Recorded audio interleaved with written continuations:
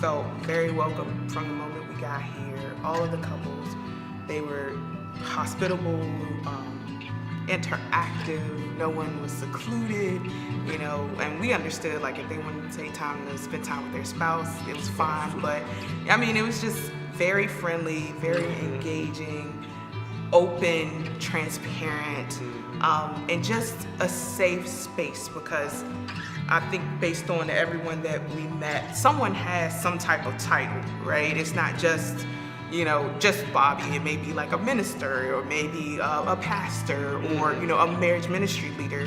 A lot of people have titles, but to come into this safe space and to be in a place where I can just let that down, and you don't have to judge me because I'm such and such person. I can just be me. I can just enjoy time with my spouse. It was freeing for that. I loved it.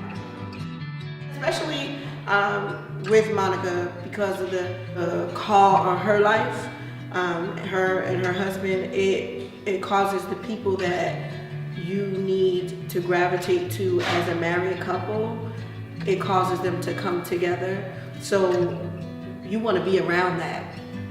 If you want your marriage to last, you want to be a part of that. So. Absolutely.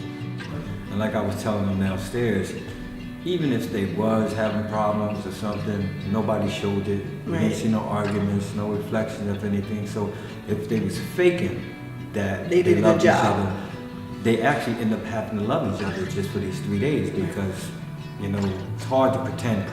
You have to start off with some type of feelings from pretending, you know, so it was beautiful.